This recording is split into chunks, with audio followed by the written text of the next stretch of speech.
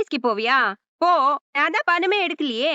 எப்படியும் இந்த நேரம் எல்லாருக்கும் வீட்ல சொல்லியிருப்பேன். வீட்டுக்கு கூட யாரோ 2 பேர் தேடி வந்திருக்காங்க. பதில் சொல்லிட்டீங்கன்னா நான் பாட்டுக்கு போயிட்டே இருப்பேன். உங்கள மாதிரி ஒரு ஆள் அந்த வீட்டுக்கு தேவையும் இல்ல.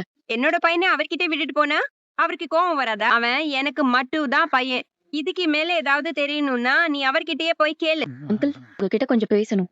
என் கூட வாங்க. எங்க கூப்பிடுற? எங்கன்னு சொன்னாதான் வருவீங்களா? ஆமா. அதெல்லாம் சொல்ல முடியாது. வாங்க. அப்ப நான் வர முடியாது போ. வாங்கன்னு சொல்றேன். சொல்லனா வாங்க. நான் வர முடியாது. பிரச்சனையாப்பா? ஆஹா, அதெல்லாம் ஒண்ணும் இல்லண்ணே. நான் ஒரு இடத்துக்கு இவரை கூட்டிட்டு போயிட்டு வந்துடுறேன். வண்டியில ஏறுங்கன்னு சொல்றேன். ஏமா கத்துற? வர்ற எல்லா பசங்க மாதிரி அவனும் என் பையன் தான். போதுமா? தெரிஞ்சுக்காம அப்படியே மண்டெல்லாம் உடையுது. இப்படி தேவையில்லாத விஷயத்துல எல்லாம் மூக்க நுழைச்சிட்டு இருந்தா மண்டை உடையத்தான் செய்யும். இப்படி நான் குஜராத் போறப்பதான் இந்த பொம்பளைய நான் பார்த்தது. 1 வருஷமா எனக்கு அந்த பொம்பளைய தெரியும். ஹோட்டல் வச்சு நடத்திட்டு இருந்தாங்க அங்க. இப்ப வீட்டுக்காரர் இறந்துட்டாருன்னு. அந்த ஆளு செத்த உடனே இப்ப புருஷன் ஒருத்தர் இருக்கான்ல, அவன் டார்ச்சர் பண்ணிருக்கான். என்ன கெட்டிக்கேன்ட்டு. பச்சை குழந்தைய வச்சிட்டு இருக்குது, பார்க்கவே பாவமா இருக்கு. யாரு இல்ல போல அப்படின்னு சொல்லி நம்ம வீட்டுக்கு கூப்பிட்டு வந்துட்டோம்மா. அப்போ நீங்க உங்களை கல்யாணம் பண்ணலையா?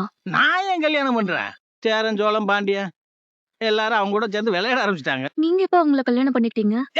நான் கல்யாணமே பண்ணலன்னு சொல்லிட்டு இருக்கிறேன். இவளும் அவனுக்கு பயந்துட்டு அவங்க கூடவே போயிட்டா. என்ன போனவ பிள்ளைய போட்டு போயிட்டா, பச்சை பிள்ளைய. அந்த பிஞ்சு குழந்தை முகத்துல ஒரு சிரிப்பையும் சந்தோஷத்தையும் பாக்குறப்ப எனக்கு பிடிச்சிருந்துச்சுமா.